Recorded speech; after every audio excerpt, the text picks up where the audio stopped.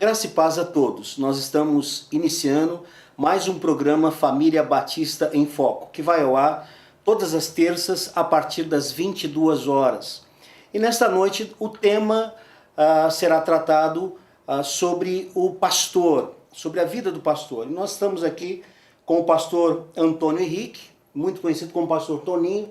Eu chamo de Tonão, e ele é casado com a Alessandra, tem 2 filhos, o Tiago de 21 anos e o Gabriel de 14. O pastor Toninho é teólogo, é administrador de empresas e também tem o curso de pós-graduação em psicologia pastoral. É uma alegria tê-lo conosco, pastor Toninho, obrigado por estar dando uma contribuição. E nós queremos perguntar-lhe primeiramente como foi a sua trajetória ministerial. Boa noite, pastor. É uma alegria poder estar aqui com os irmãos e compartilhar disso. Eu dou boa noite também a quem está nos assistindo. E para mim é um privilégio muito grande podermos estar juntos aqui. A carreira ministerial, acho que começa com a maioria dos nossos pastores, começa quando a gente tem um chamado desde a infância na igreja, de servir a igreja, servir aos ministérios, e Deus vai trabalhando isso com a vida da gente ao longo do tempo, até que mais para frente você se torna um líder efetivo na igreja, e a gente depois é chamado por Deus a uma responsabilidade maior, que para mim é o ministério pastoral, hoje, né? Isso aconteceu para mim em 2000, no ano de 2000, depois do falecimento da morte da minha mãe, quando Deus de fato confirmou sobre a minha vida que eu deveria ter um novo rumo, uma nova trajetória, e isso incluía abandonar toda a minha trajetória profissional anterior e me dedicar unicamente ao ministério pastoral. Ok, bom, um dos motivos de trazermos o colega aqui é porque você tem um ministério interessante, que é ser o presidente da Ordem dos Pastores Batistas do Brasil, na nossa subsecção, na nossa região de Guarulhos, e também você trabalha como coordenador do Ministério Pedra, que também lida com pastores. Aliás, nós gostaríamos de que você falasse um pouquinho sobre esse Ministério Pedra. Como é que é esse ministério? Então, o desafio de ser presidente da ordem e trabalhar com pastores no Ministério Pedra é exatamente a gente hoje, cada dia mais, a gente percebe que a vida pastoral, ela passa por muitas dificuldades. Relacionamento familiar, relacionamento com a igreja, a vida profissional do pastor, e muitas vezes os pastores adoecem, sem que a igreja tenha nenhum tipo de conhecimento, porque o pastor não pode dizer para a igreja que ele está doente emocionalmente. E aí o Ministério Pedra tem essa função, e eu creio que a ordem também deve ter essa função de restaurar a saúde emocional do pastor, de sermos amigos do pastor. O pastor precisa de amizade sincera, e eu acho que o melhor caminho é, em primeiro lugar, a ordem, para que ela não se torne só uma organização, uma instituição que cuide apenas de documentos do pastor, mas que ela se torne uma instituição de verdade que se interessa pela saúde física, emocional e espiritual do pastor. A ordem e o Ministério Pedra, eu creio que eles andam de mãos dadas para que o pastor possa continuar no seu ministério de forma sadia. Como é lidar com o pastor quando eles se reúnem? Será que a ideia de estar junto com o pastor é só confraternização, é só comunhão, é só relacionamento? Você vê assim no relacionamento com o pastor? Então, pastor Luiz Antônio, irmãos, na verdade assim, né? Os pastores já têm muitas funções na ordem, na associação, na igreja, como pastorear, visitar, cuidar do rebanho, pregar a palavra, ensinar. E eu acredito que a ordem, além de cuidar da parte ética, emocional, da vida como um todo do pastor, eu acho que nós precisamos desse tempo de verdade, que é o tempo de nos confraternizar, de estar mais juntos, de conversar. As pessoas não conversam mais. Claro que nós precisamos cuidar de concílio, de documentação, isso tudo é um outro lado da ordem. Mas eu acredito que a função principal da ordem deve ser de nós aprofundarmos relacionamentos. Ok. Bom, o irmão é presidente da Ordem dos Pastores Batistas do Brasil. É um grêmio que ele tem na sua liderança a nível de Brasil, de Estado e de regiões, né? Qual é a importância de fazer parte da Ordem? Eu, como pastor, eu preciso fazer parte da Ordem. O que isso traz de benefício para mim? Na verdade, as pessoas quando se associam a alguma coisa, normalmente elas sempre buscam um benefício próprio. O benefício maior que a ordem pode dar, e que talvez a maioria dos pastores não entendam, e por isso não acabam se ausentando, justamente é o bom relacionamento que nós devemos ter uns com os outros. Alguém me disse alguns anos atrás que pastor morre sozinho, sem amigos, sem família, muitas das vezes. E a ordem, a função da ordem para mim é ir muito mais além do que isso, é de nós formarmos verdadeiros amigos. Jesus disse a seus discípulos que ele já não os tratava mais como servos, mas como amigos. De tão profunda foi a comunhão entre Jesus e os seus discípulos, mesmo sabendo que naquele momento havia um traidor e havia um grupo que queria virar as costas para ele. Ele amou aquela gente.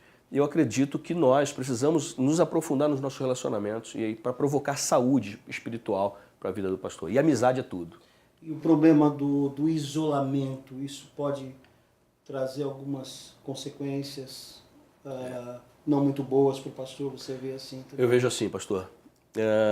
Na verdade, assim, todas as vezes que nós detectamos um problema na vida pastoral, algo grave que tenha acontecido, quando você busca o histórico daquele pastor, aquele pastor ele está isolado da ordem, ele está isolado de se confraternizar, ele está centrado apenas no próprio rebanho, ele dirige a igreja de uma forma não participativa. O isolamento dá uma sensação de poder, de poder mandar, de controlar. E quando há aproximação, há saúde. Quando há afastamento, mais cedo ou mais tarde, isso se multiplica não só no meio batista, que é o nosso meio, e o Ministério Pedra me fez ver isso. Quantas vezes mais isso se multiplica, o isolamento se multiplica na vida de pastor e pastores, muito mais doentes os pastores ficam, e isolados. E aquela questão também de que, quando ele está no grupo de pastores, ele é mais um. E às vezes pode ter aquele sentimento de que o isolamento traz status ou sou diferente. Isso acontece também no meio pastoral, não acontece? Com certeza, com certeza. Talvez eu dirigindo a minha igreja do meu jeito, do meu modo, e ser muito mais visualizado, vamos dizer assim, né? Se a minha igreja tem uma certa, por exemplo, um certo poder econômico, a minha visibilidade vai ser maior. Então eu não tenho nada a contribuir com os menores. Muito pelo contrário, eu vejo ao contrário. Eu conheço pastores de igreja enormes, são meus amigos e que fazem questão de estar reunidos na ordem e até às vezes com pequenos grupos, como é o caso do pastor que é amigo nosso, pastor Wander do Recreio dos Bandeirantes, da primeira igreja batista do Recreio dos Bandeirantes, que é um pastor que está sempre junto de outros pastores e não tem tempo ruim para ele poder compartilhar da palavra, da sua própria vida, para edificação, para crescimento dos pastores. Ok. Eu gostaria muito que o irmão falasse para nós também sobre, ao mesmo tempo que o pastor ele é respeitado, ele tem autoridade, né? Alguns dizem a unção, ao mesmo tempo ele sofre um estigma na sociedade por ser pastor. Mas eu gostaria que você falasse sobre isso no próximo bloco. Okay. Vamos dar um tempinho, nós já voltamos já.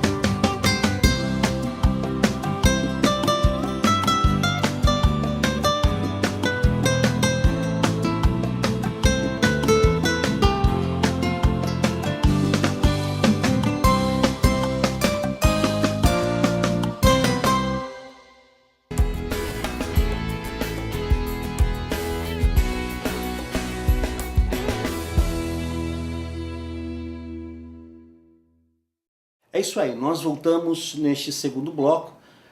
Nosso convidado especial é o pastor Toninho, que é pastor da Igreja Batista Peniel, ali no bairro do Presidente Dutra, em Guarulhos.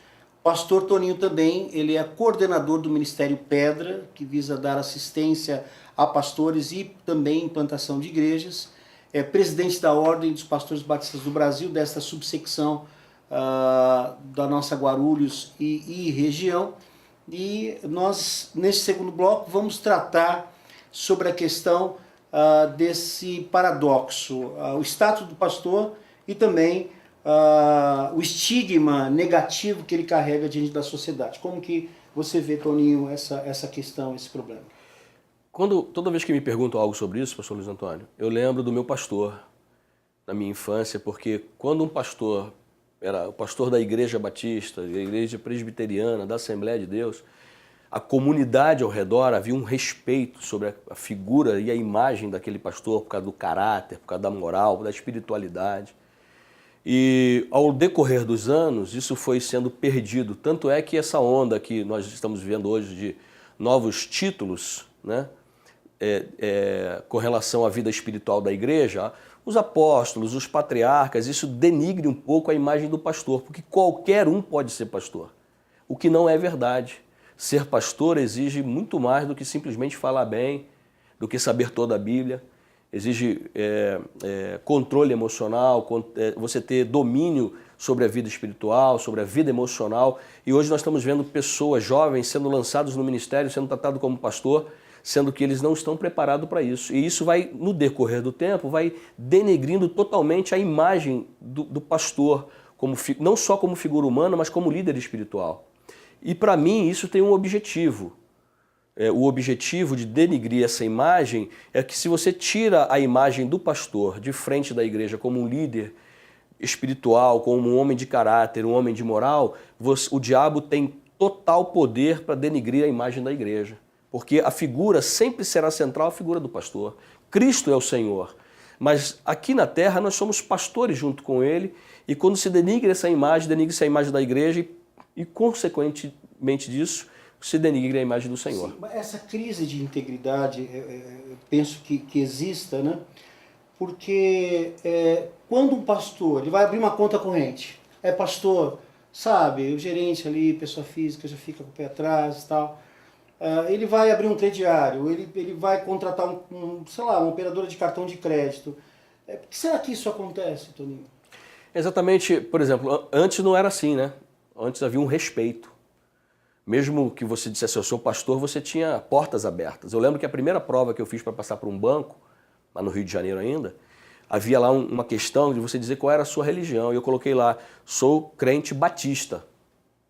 E depois, conversando com a psicóloga, alguns anos depois, aquilo foi um fator que me ajudou a entrar no banco.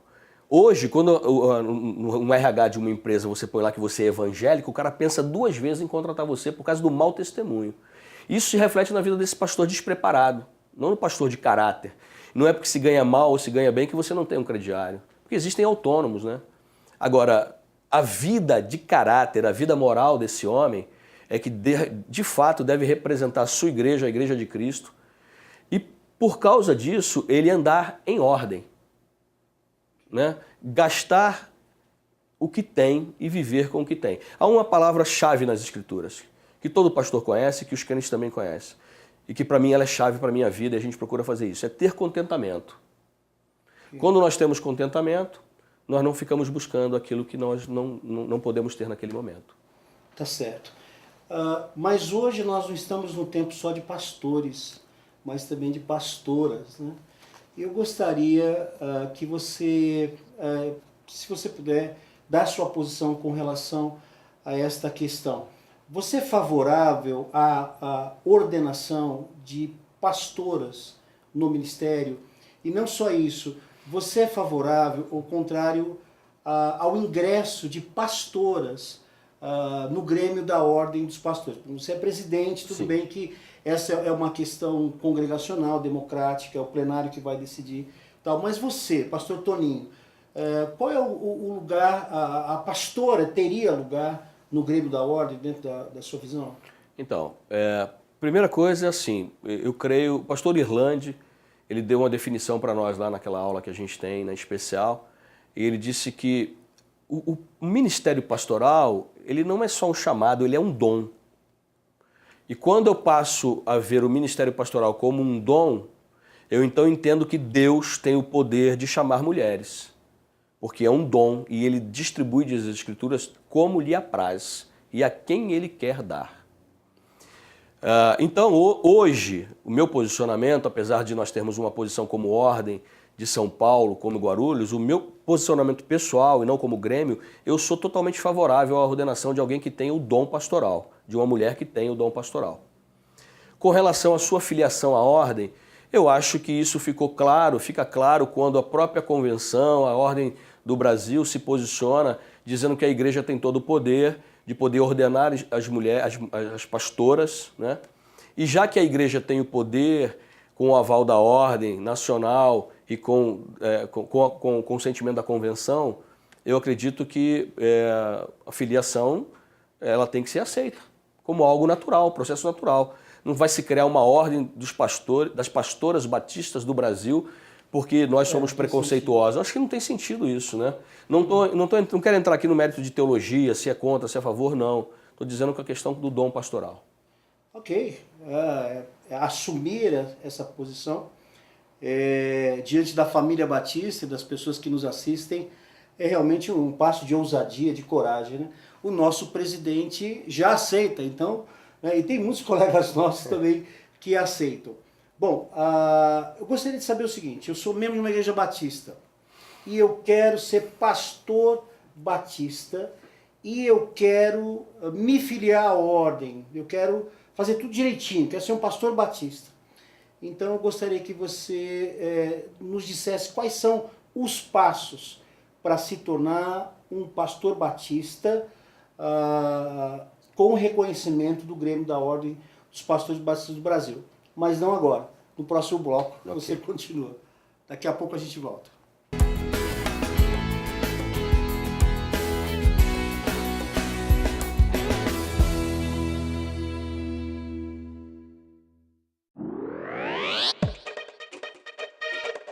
A HD Pro Video é uma produtora de fotos e vídeos na vanguarda do que há de mais moderno no mundo de produção de fotos e vídeos para a sua empresa.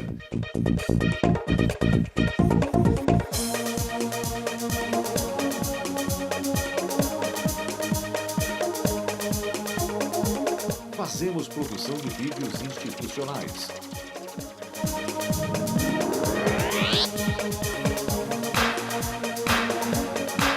Videoclipes.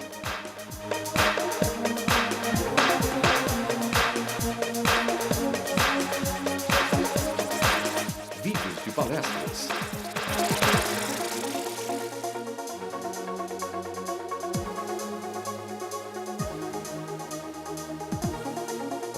Videoaulas.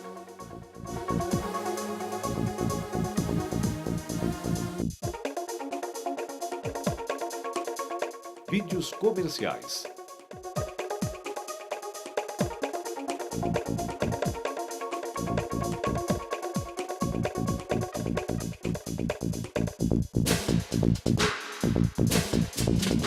Fotos de eventos empresariais.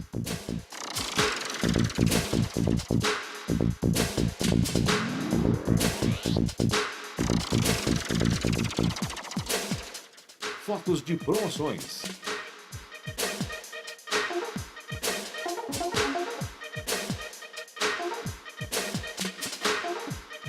Enfim, somos uma empresa especializada em demonstrar sob os mais diversos ângulos o potencial de seus produtos ou serviços.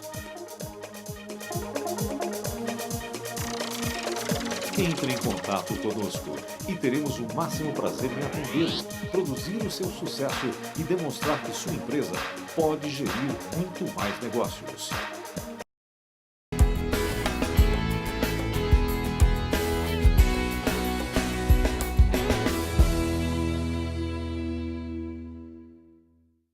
É isso aí, nós estamos dando continuidade aqui com o pastor Toninho, que é presidente da Ordem dos Pastores da nossa região, de Guarulhos.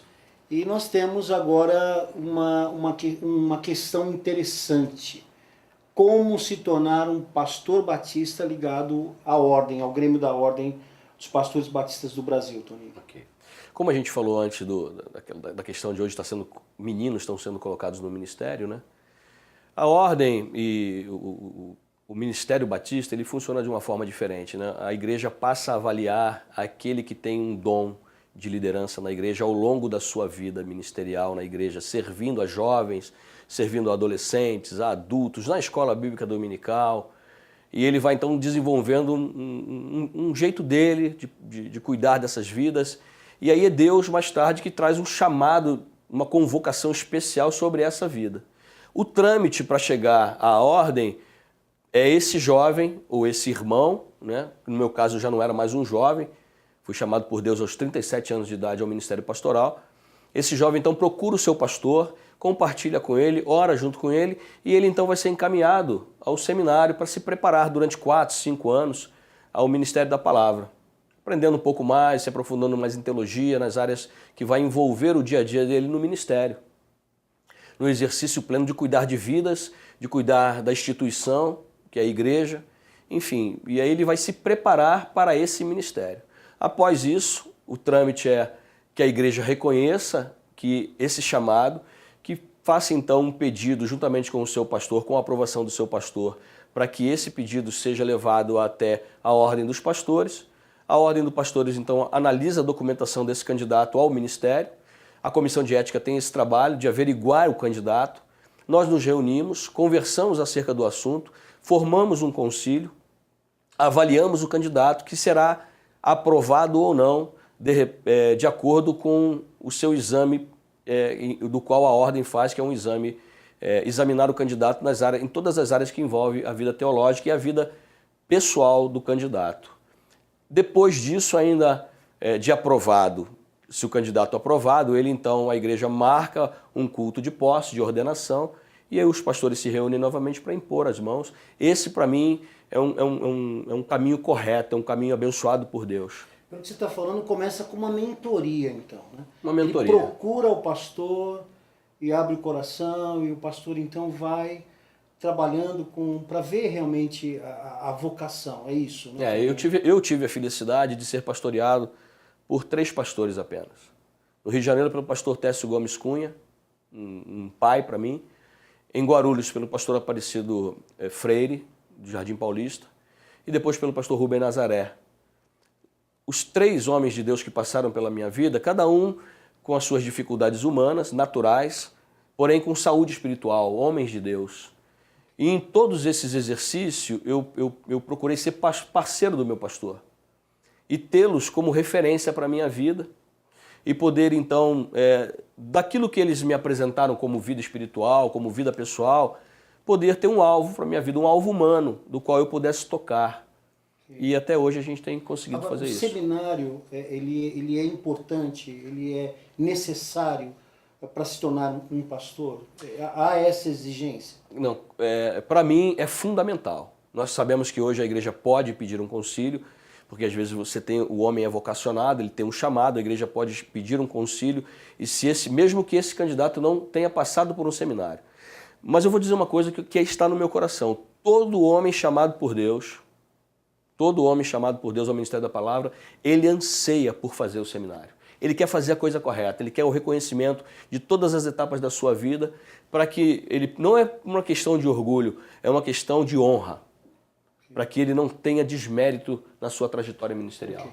Agora, o pastor, ele tem que discernir que o candidato está apto, né? Que ele tem grande probabilidade de passar no concílio. Mas se ele reprova, qual é o tratamento que se dá com o candidato que reprova? Com relação ao pastor dele? Não, no concílio, do exame. Ele foi reprovado pelo exame. Não, são 2 posturas. As posturas dos pastores que avaliaram deve ser considerada pelo candidato, e o candidato ele não deve se menosprezar por isso. Ainda mais se for vocacionado mesmo. Se ele tem o chamado, ele vai se sujeitar a esse concílio de uma forma abençoadora. Porque se ele acredita na autoridade do concílio, que o concílio é constituído por Deus sob a autoridade da vida dele, ele vai se submeter, ele vai aceitar e ele vai se preparar melhor para poder assumir um cargo e estar na ordem com a gente. Sim. Agora, essa questão estar na ordem é interessante, porque há muitos que fazem toda essa trajetória, são consagrados, às vezes até ingressam na ordem, né? Fazem parte do Grêmio e depois se afastam por um motivo ou por outro. Como a gente falou sobre o isolamento, isso tem acontecido constantemente, né, Toninho? Tem acontecido bastante. Eu vejo assim, todos nós temos problemas emocionais. Todos nós. Todo ser humano tem problema emocional.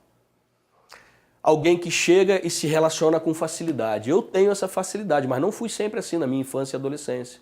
Tinha dificuldade de me relacionar, sou filho único. Mesmo hoje, depois de velho, né, de clássico, como diz o pastor Irlande, o que eu vejo hoje são pastores que têm dificuldade de se relacionar. E essa dificuldade se apresenta quando alguém faz, ou alguém fala, ou alguém está brincando com alguma coisa de que não é do meu interesse, eu não vivo assim, eu não quero ser assim. Então eu rejeito aquela proposta, viro as costas daquela proposta e me isolo. Ok? E aí vai gerar problema. Vai gerar problema. Toninho, que bom recebê-lo e ter esses esclarecimentos. Nós agradecemos a sua presença e gostaríamos que você fizesse as suas considerações finais. Ok. Obrigado, pastor Luiz Antônio, obrigado, pessoal da técnica aqui. É uma alegria poder estar com os irmãos. Eu queria deixar o Salmo 68, versículo 3, que diz assim: mas alegrem-se os justos, regozijem-se na presença de Deus e encham-se de júbilo.